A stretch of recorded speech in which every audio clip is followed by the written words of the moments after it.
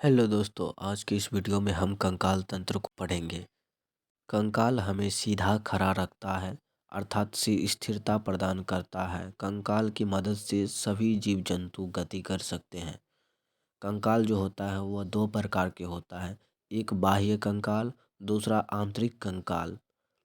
बाह्य कंकाल जो है यह शरीर के बाहर पाया जाता है और अत्यधिक कठोर होता है, जो शरीर को रक्षा प्रदान करता है। बाह्य कंकाल सिंपली छोटे छोटे जीव कीट पतंग सब में पाया जाता है। बाह्य कंकाल मृत कोशिका का बना होता है तथा इसमें रक्त संचार नहीं होता है। जैसे नाखून, बाल, ये सब मृत कोशिका का बना होता है, बाह्य कंकाल है।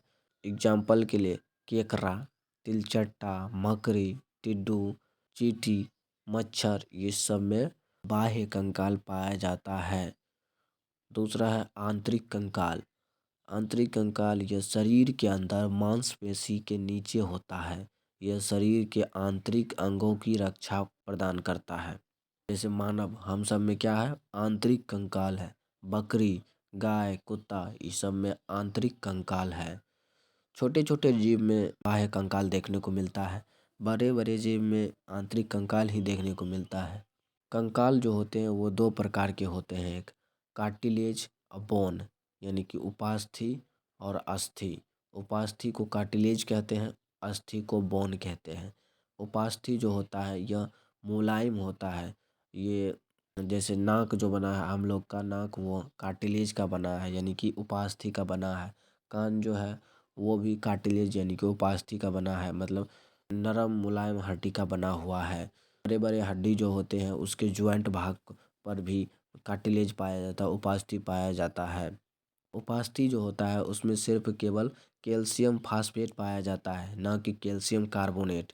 कैल्शियम कार्बोनेट नहीं पाया जाता है उपास्थि यानी कि कार्टिलेज में, इसीलिए यह मुलायम होता है, सॉफ्ट होता है। अस्थि, अस्थि जो होता है बहुत ही कठोर होता है। अस्थि यानी कि बोन बहुत ही कठोर होता है, क्योंकि यह कैल्शियम फास्फेट तथा कैल्शियम कार्बोनेट दोनों का बना हुआ होता है। अस्थि यानी कि हड्डी में ओसीन प्रोटीन पाया जाता है। हड्डी के अंदर अस्थि मज्जा पाया जाता है जिससे ब्लड का निर्माण होता है, लेकिन हड्डी ऊर्जा के रूप में ब्लड का उपयोग नहीं करता है। हड्डी ऊर्जा के रूप में लिम्फ का प्रयोग करता है, जो कि ब्लड में ही पाया जाता है। हड्डी जो है 50% जल और 50% कार्बनिक पदार्थ से बना होता है। हड्डी का घनत्व 30 वर्ष की अवस्था तक होता है, मतलब 30 वर्ष से पहले आपका हड्डी टूट गया तो जुटने का ज़्यादा संभावना रहता है। जन्म के समय हड्डी की संख्या 300 होती है लगभग, और बाल्य अवस्था आते तक हड्डी की संख्या 208 हो जाती है। वयस्क में हड्डी की संख्या 206 हो जाता है।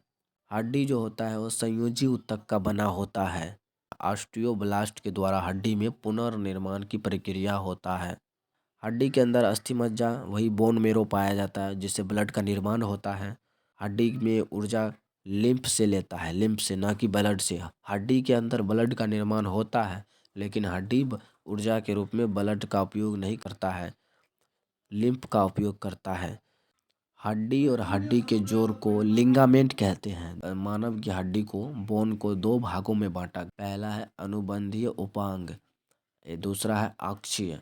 अनुबंधीय उपांग जो होता है, उपांगी, अनुबंधीय उपांगी, वो हमें सिर्फ शरीर को खड़ा करने में मदद करता है, चलने फिरने में मदद करता है, शरीर की कोई सुरक्षा नहीं करता है, जिसकी संख्या 126 है।